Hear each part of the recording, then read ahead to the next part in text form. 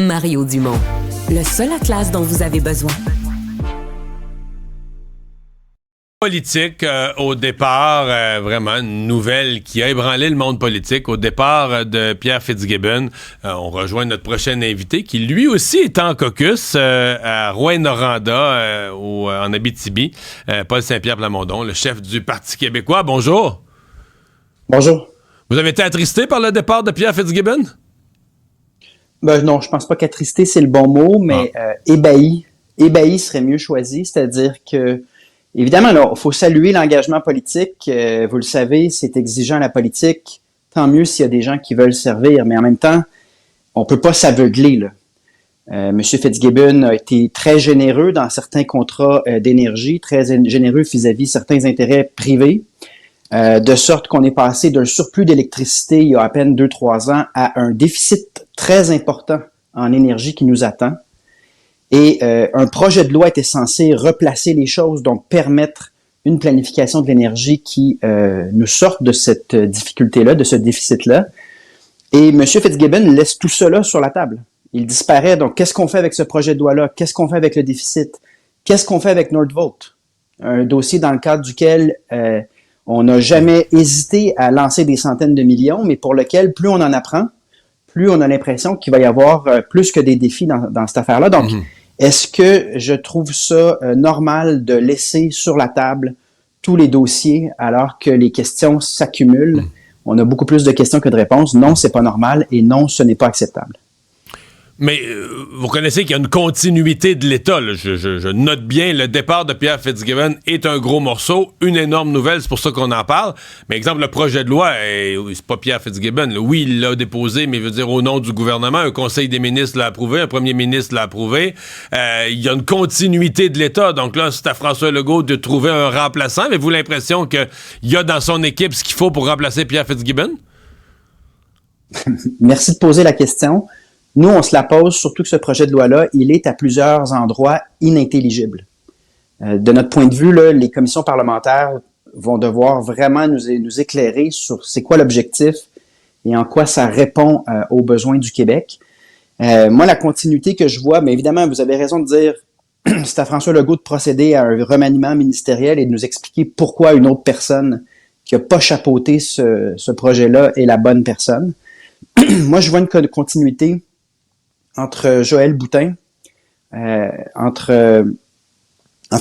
certain nombre de députés qui soit ont déjà décidé de quitter puis on est à la mi-mandat, ou d'autres personnes qui pourraient déclencher des partiels. Donc, il y a un aspect de gouvernement qui me semble inquiétant dans cette séquence-là. Hier, le premier ministre semblait ne pas être prêt à cette annonce-là.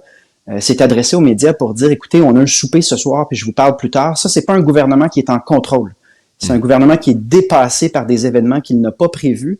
Donc, quand vous me dites qu'on va trouver un remplaçant à M. Fitzgibbon, ça n'a pas l'air que de quelque chose qui a été mûrement réfléchi là, de ce qu'on a vu hier. Ça me semblait plutôt de l'improvisation. Et donc, ça soulève des questions, puis on va poser ces questions-là au retour à l'Assemblée nationale. Quand vous me parlez du virage là, que Pierre Fitzgibbon a imposé à Hydro-Québec avec l'arrivée de Michael Sebia, une volonté de développement, vous dites avant on avait des surplus, mais je pense que les surplus c'était surtout une illusion de surplus. On n'avait pas pantoute, on n'avait juste pas un portrait juste de ce qui se passait. Puis on promettait des autos électriques, des autobus électriques, des industries électriques, puis on n'avait pas prévu l'électricité. Mais ma question est plus, toute cette vision de développement, puis de dire il faut plus d'éoliennes, il faut des nouveaux barrages, vous qui rêvez d'un Québec souverain, est-ce que c'est pas la vision que vous devriez aussi épouser, de dire, regarde, un Québec souverain, on développe pas le pétrole, on développe pas d'autres choses, notre force, notre capacité électrique, hydroélectrique, ça devrait être un peu une des assises de notre richesse? Bien évidemment, bien sûr. Mais ça, vous n'avez pas à me convaincre. Par contre, on veut pas un gouvernement qui se comporte en vendeur à rabais de cette ressource-là, là. Du 2 cents la tonne, là, on n'en veut plus de ça au Québec. Et moi, je pense pas qu'on est allé chercher dans les gros deals, là, parce que c'était ça. Là. Pierre Fitzgibbon, c'était le super ministre, puis tout était un gros deal historique. Mais regardez à quel prix on vend notre énergie par rapport au coût de production en date d'aujourd'hui. Et moi, j'ai des désaccords en termes de est-ce qu'on a bien ménagé cette ressource-là. La dilapider, c'est pas une bonne idée pour autant. Mais oui, on a une richesse extraordinaire. On a le potentiel, donc, de se distinguer à l'international parce qu'on a cette ressource-là, mais c'est pas une raison pour la gaspiller ou la vendre à rabais.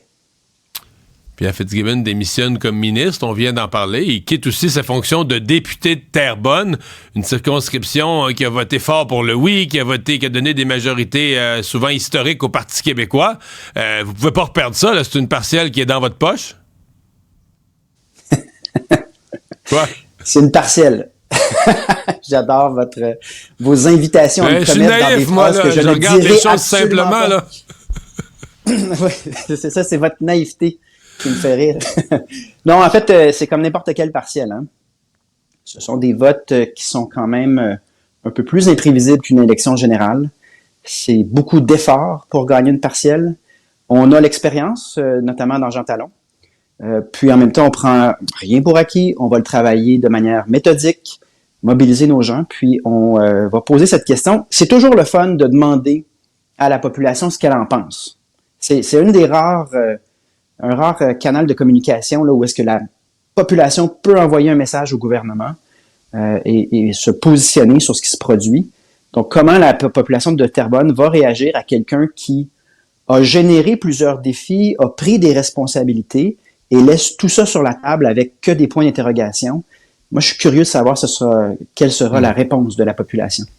Est-ce que le Parti québécois a déjà un candidat identifié ou est-ce qu'il y a déjà quelqu'un qui était en poste à Terrebonne prêt à se présenter automatiquement? Parce que ça fait quand même quelques mois là, qu'on sait que Pierre Fitzgibbon ne finira pas son mandat. On a un processus parce que ça vient beaucoup plus tôt que ce qu'on aurait pu l'anticiper. Là, donc, on a un processus qui est en cours et les annonces se feront en temps et lieu, mais évidemment qu'on est à pied d'œuvre là-dessus. Je vous ramène à votre caucus parce que bon, vous êtes réunis avec vos députés et votre équipe parlementaire à Rouyn-Noranda. Quelle priorité vous pensez mettre de l'avant pour la session parlementaire qui s'en vient? On parle beaucoup de santé. Donc, on constate ce qui est arrivé cet été. Cet été, on promettait des équipes volantes dans le cadre d'une transition qui se ferait en douceur. Et en fait, les équipes volantes ne sont jamais arrivées, ce qui génère une discussion plus large sur la détérioration des soins de santé, à la lumière d'un plan de santé déposé par M. Dubé qui devait donner des résultats rapidement. Là, le discours a changé. On dit, va falloir laisser à Santé Québec 3-4 ans avant qu'il y ait des résultats. Mais, je veux dire, un gouvernement responsable, ça fonctionne pas comme ça, là. Il est censé avoir des améliorations dans le réseau et dans plusieurs régions, malheureusement. La liste d'attente pour les chirurgies augmente. La proportion de ressources humaines qui manquent à l'appel pour faire fonctionner une urgence, par exemple, je pense à Gatineau, ça non plus, ça s'arrange pas, ça se détériore. Donc, nous, on en fait un sujet prioritaire pour la session. On passe du temps sur le terrain avec tous les intervenants, en écoutant c'est quoi le diagnostic par région, parce qu'un autre problème, c'est que ce ne sont pas vraiment les mêmes dynamiques et les mêmes défis d'une région à l'autre. Donc, si on fait du mur à mur, si on centralise trop, éventuellement à travers Santé Québec, sans prendre en compte qu'en fait, les problèmes à Gatineau ne sont pas les mêmes à Rouyn, on risque de faire des erreurs. Donc, nous, on veut être méthodique, bien travailler nos propositions pour 2026 en étant à la rencontre des citoyens, puis en s'occupant des gens qui, à court terme, souffrent de ces dysfonctionnements-là en santé. Est-ce que votre caucus est marqué par une nervosité avec la baisse d'un sondage là, que le sondeur Jean-Marc Léger décrivait quand même comme significatif? Vous êtes repassé sous la barre des 30%? Il n'y a pas de nervosité au Parti québécois. On est en fait très en forme. On s'est donné un été un peu moins intense que l'été précédent qui était la partielle dans Jean Talon ou l'été précédent qui était l'élection générale. Et on se retrouve donc à 100% de nos énergies, très conscient qu'il y a des défis très intéressants devant nous. On vient de parler de Terrebonne.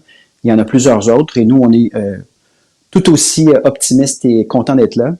On va se concentrer sur la qualité du travail qu'on fait. Paul Saint-Pierre Plamondon, bon caucus, bonne rentrée. À une prochaine. Merci, au revoir.